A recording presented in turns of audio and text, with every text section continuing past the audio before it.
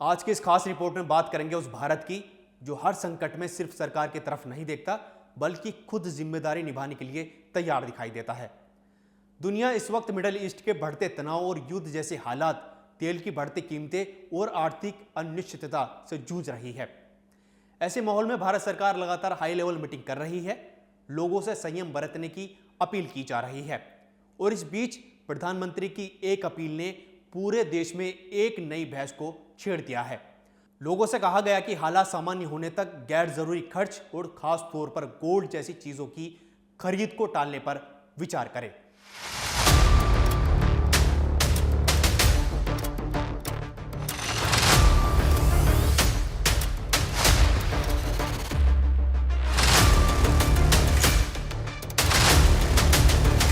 मेरी देश के हर नागरिक से अपील है,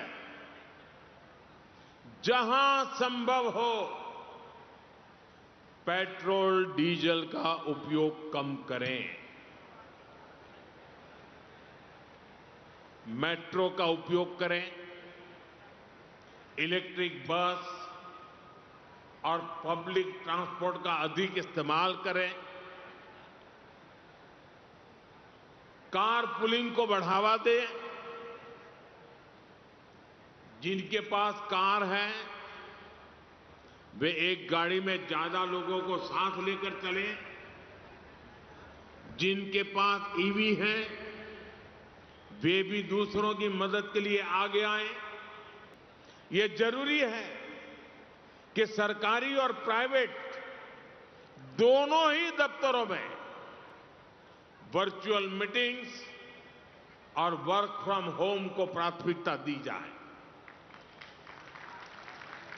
मैं कुछ स्कूलों से भी आग्रह करूंगा कि कुछ समय के लिए ऑनलाइन क्लासेस की व्यवस्था पर काम करें। खाने के तेल पर भी देश की बड़ी विदेशी मुद्रा खर्च होती है। अगर हम थोड़ा संयम बरतें, तेल की खपत कम करें, खाने के तेल की, तो इससे देश और हमारी सेहत दोनों को लाभ होगा। और सूरत वालों को मैं खास कहता हूं, सोने की आयात पर भी देश का बहुत बड़ा पैसा विदेश जाता है। मैं आप सबसे, देशवासियों से आग्रह करूंगा कि जब तक हालात सामान्य न हो हम सोने की खरीद को टालें। गोल्ड की जरूरत नहीं है। इसके बाद सोशल मीडिया पर कई लोगों ने इसे देश हित में लिया है और देश पहले जैसे संदेश वायरल होने लगे। लेकिन दूसरी तरफ कुछ लोग ये सवाल भी उठा रहे हैं कि क्या हर संकट का बोझ आम जनता पर डालना सही है? क्या पहले से महंगाई झेल रही जनता से और त्याग की उम्मीद करना जायज है? यही वजह है कि इस मुद्दे पर देश दो राय में बटा दिखाई दे रहा है। एक तरफ वो लोग हैं जो मानते हैं कि अगर दुनिया में युद्ध जैसे हालात बनते हैं तो उसका असर भारत पर भी पड़ना तय है। Gas is going to be a problem. Petrol is going to be a problem. All fuel is going to be a problem. Because essentially our energy security has been compromised. Flawed foreign policy has created this problem. Now, it doesn't matter. अभी क्या करना है? अभी prepare करना है। अभी आपके पास थोड़ा सा टाइम है,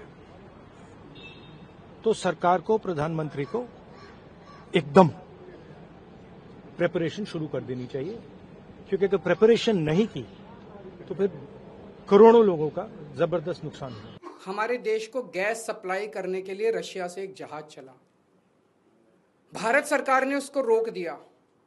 भारत सरकार ने रशिया से कहा कि हमें गैस नहीं चाहिए।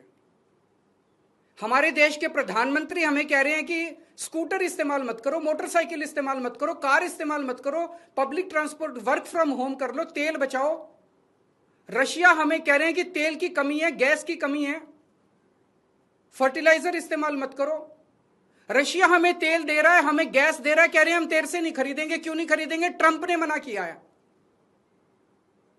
तो मोदी जी ट्रंप के सामने क्यों झुके हुए हैं? 140 करोड़ लोगों का हित जरूरी है कि ट्रंप जरूरी है? मोदी जी की क्या मजबूरी है कि ट्रंप के सामने झुके हुए हैं? मोदी जी ट्रंप की बात क्यों मान रहे हैं? पूरी दुनिया का कोई नेता, कोई देश ट्रंप की बात नहीं मान रहा, मोदी जी ट्रंप की बात क्यों मान रहे हैं? चारों तरफ अफवाह फैली हुई है कि एप्स्टीन फाइल्स के अंदर मोदी जी का नाम आया, इसलिए मोदी जी डरे हुए हैं। चारों तरफ अफवाह फैली हुई है कि अडानी को बचाना है, इसलिए मोदी जी डरे हुए हैं। तेल महंगा होगा तो ट्रांसपोर्ट महंगा होगा, बाजार प्रभावित होंगे और ऐसे समय में आर्थिक अनुशासन जरूरी हो जाता है। विशेषज्ञों का कहना है कि भारत दुनिया की बड़ी अर्थव्यवस्थाओं में शामिल है और संकट के समय जनता का सहयोग सरकार के लिए बड़ी ताकत बन सकता है। लोगों को कोरोना काल भी याद दिला दिया जा रहा है, जब थाली बजाने से लेकर वैक्सीनेशन तक देश में एकजुटता दिखाई थी। समर्थकों का कहना है कि यही नए भारत की पहचान है, जहां लोग सिर्फ आलोचना नहीं बल्कि भागीदारी भी करते हैं। कई व्यापारियों और परिवारों ने भी कहा कि अगर थोड़े समय के लिए शोक या निवेश टालने से देश की आर्थिक स्थिरता मजबूत होती है तो इसमें बुराई नहीं है।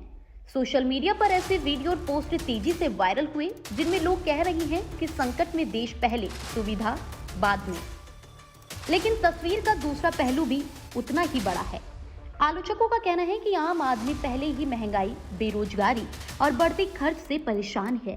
ऐसे में गोल्ड खरीदने या खर्च कम करने की अपील केवल मध्यम वर्ग और आम जनता तक ही सीमित क्यों दिखाई देती है? विपक्षी नेताओं और कई सोशल मीडिया यूजर्स ने सवाल उठाया कि क्या सरकार खुद अपने खर्चों में कटौती करेगी?